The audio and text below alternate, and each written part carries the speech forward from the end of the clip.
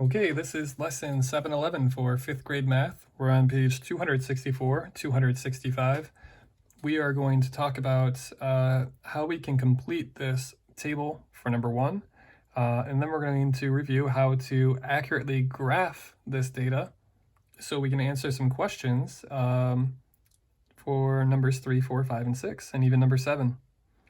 First thing, I want to let you guys know we're going to be ordering or creating pairs as it relates to plane travel. So when you see questions below that are asking how far did the plane travel, that's because that's what we're talking about here. Technically, there's a little bit of a background that if we were in class, we would have gone over more in depth, but we're not in class. So there you have it. This is about plane travel, as in airplane. So first, we need to figure out a rule for what's happening here. And they give us a certain number of ordered pairs. Basically, they're asking us or daring us, can you see the pattern here? And I notice with time, which is represented in minutes on the x-axis, really, if you take a quick look, we go from 0 minutes to 1 to 2 to 3 to 4 to 5. Cool, so one of the rules seems to be that minutes are going up by 1, but that's not really a rule, it's just something that's happening. The question is going to be, what's happening to the distance every time a minute passes? So with 0 minutes, we have not gone anywhere. Obviously, no time has passed. But what happens after 1 minute? How far have we traveled? And you'll notice that we've traveled 8 miles after a minute. But then what happens after the second minute? You go 16, 24, 32.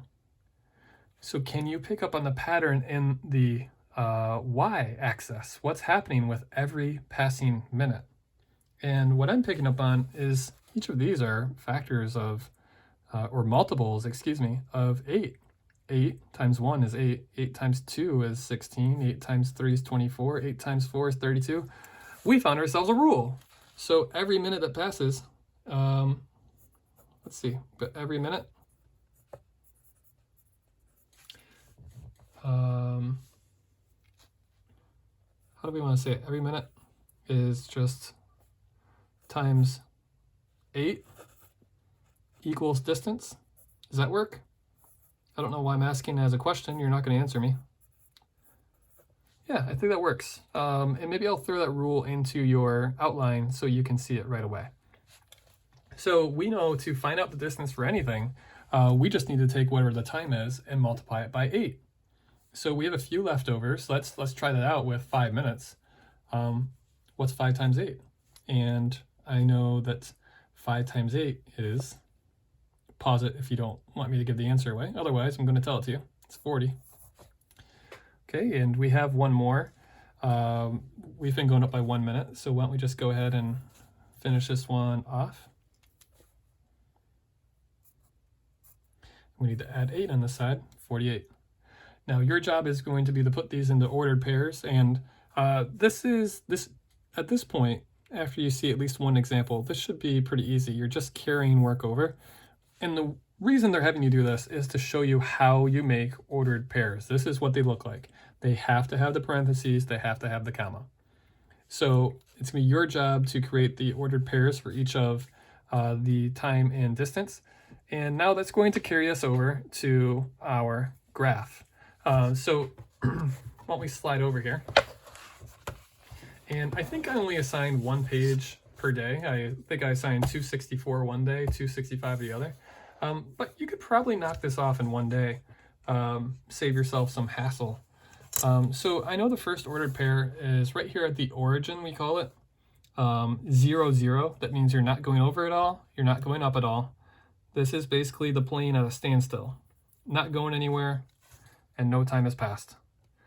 And then I noticed that our first ordered pair that you'll record here is x-axis of 1, y-axis of 8. And you'll notice, again, as always, they have identified and labeled the x-axis for us and the y. So we need to go over 1 minute. And when 1 minute passed, we had 8 miles traveled. Now, this might throw you off a little bit. You'll notice there is no 8 on the y-axis. You'll have to figure out how much are each of these worth? And there's one way you can just kind of like test it if you want, but there's a quicker way. What you can do is count how many categories you have. 1, 2, 3, 4, 5 categories before we hit 10. If you take this number and divide it by the number of categories, 10 divided by 5, that equals 2. So that tells us that every single category is going to be worth 2. So here's 2, 4, 6, 8, 10, 12. So we're counting by 2s, basically. So for our first ordered pair, we had to go over 1. This is what I'm going off of. Up 8. So since I know we're counting by 2 on the y-axis, we can go over 1, then 2, 4, 6, 8. There's our next point. And next ordered pair, I see is 2, 16. So I'm going to find 2 on the x-axis, and then I need to go up to 16 on the y. And remember, they're all by 2. So what I'm going to do is I'm going to go up to 10 and then count by 2 from there. 12, 14, 16. And once again, you should notice a pattern developing here, or maybe not pattern, but you could probably notice a design element in terms of how this line is going to end up trending for us and in what direction. Now, they won't always be straight like this. Not all your graphs will be super straight lines, but in this case, I think this works out nice and clean for us. Let's try at least one more. 3, 24. Find the 3. It's almost like Battleship. 3. And now to get up to 24, I know this is 20, so I need to count by 2s. 22, 24. Cool.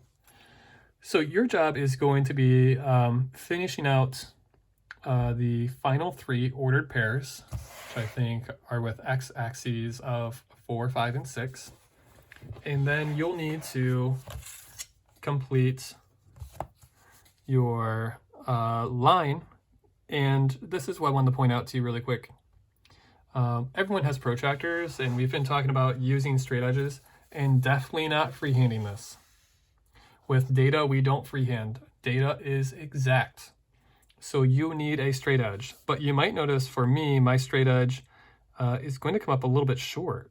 Our x-axis only goes up to 6, but when we're plotting data, we want to also plot ahead so we can kind of predict what would happen if we were in the air for 7 minutes or 8 or 9, because we have a set rule that seems to be working for us here. So in this case, you'll need to find a bigger straight edge. If you have a ruler, cool, but remember, you can also use a book if you need to. It's gonna be a little complicated for me because you're on an edge. But if all you have is a book works. If you have a 3-hole punch, I'm literally just looking around my room. That works too. But you can't use something like, if you have like the Space Needle sitting around, the Space Needle won't work. Okay, you'll notice it's just gonna be jagged the whole way. A straight edge is literally just gonna be something that is straight on the edge that will follow us all the way through. Okay, so your challenge is going to be to plot this data, and then you're going to run a line all the way through, not just the 6 minutes, but beyond, so we can find out more information in questions 3, 4, 5, and 6, and possibly 7. Okay, any questions or comments, let me know. Elsewise, we are moving on to lesson, 7, 12. All right, guys, so long. Take care. Goodbye.